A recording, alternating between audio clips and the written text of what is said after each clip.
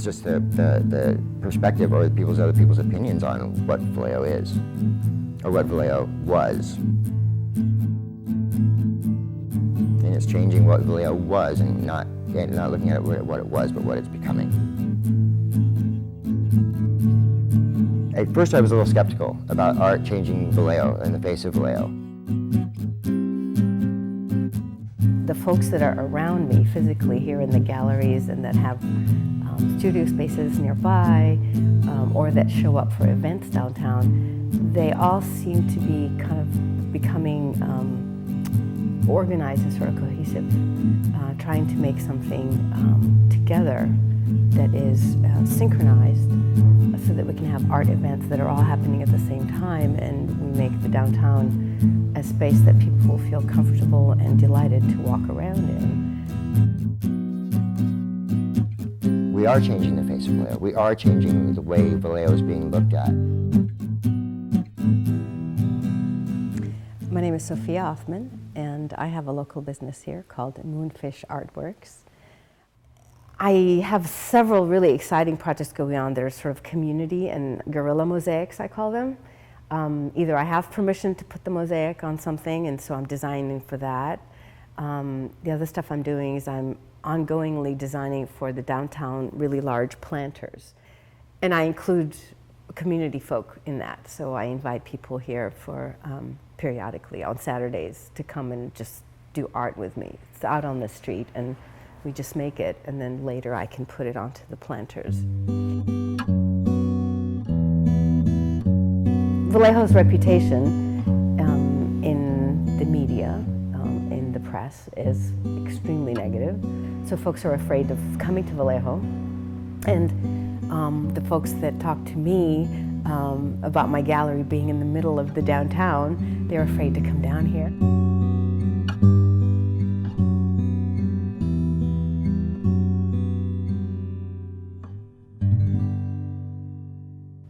There are a lot of artists locally that are, like I said, activists. They're really, they're trying to make things better. There's a person who's from Vallejo named Sean Gutierrez, who has a place called Artiszen, who's also incredibly influential, and he's very, very charismatic. So he really pulls people into his events. And that, I think, will change how downtown is viewed in the community over time. About 3 months ago, I decided to go on a limb, and I had this opportunity to come into the space. I'm a builder, I'm a contractor by trade, and this is just an evolution of that. So we're just down here excited to be a part of this magic and this renaissance that's going on in Vallejo. Working with whatever's at hand is just, I think, my natural way of doing things. I think this is going to sound weird, but the materials want to be something, and I think if you're open creatively, it sort of speaks, and you see it as images, as, oh, this could be so and so, oh, this could be so and so. So, out of both necessity and creative download, these combine to make it so that whatever's at hand becomes art. How that connects to my community projects is that I try not to spend money on my community projects because I don't have a lot of spare money to do that. But I want to do these art projects that beautify what's around me and also provide opportunities for people to be creative with me.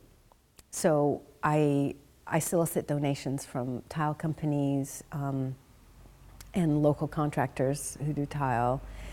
And people just give me tile once they know that I have mosaic.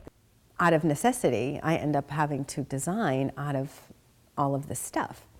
And here's the clincher. The thing with donated material is it reflects what people usually decorate with in the way of tile. And that's a lot of white, off-white, really pale browns, real pale greens, a little bit of really pale gray, and then blue tends to show up, but not in huge quantities.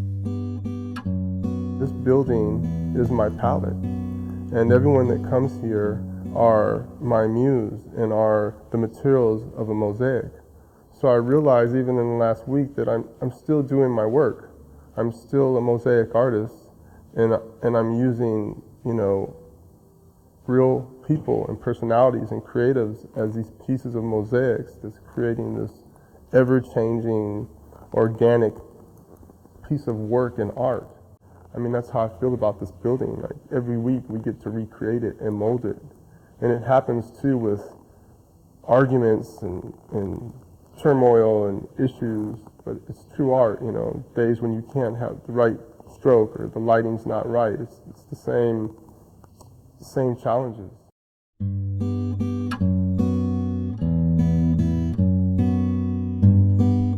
So I do a lot of really bold, dramatic, large designs so that they're really obvious, using mirror and maybe some black, one of the colors that's stronger.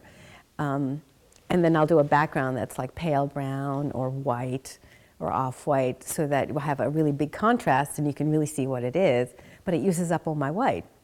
All of this tile that I have that has no color. So that's how I did the downtown planners in Vallejo. I used a lot of my, I call it refuse tile, for my school project at Hogan High School. And currently I have a project going on that's to decorate the space next door to me, that uses a lot of white and brown as the background color to make the rest of it stand out.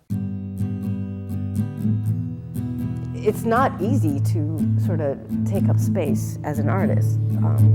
So there's room and there's opportunity here, and the folks that are here have been very, very welcoming. I think that's like priceless.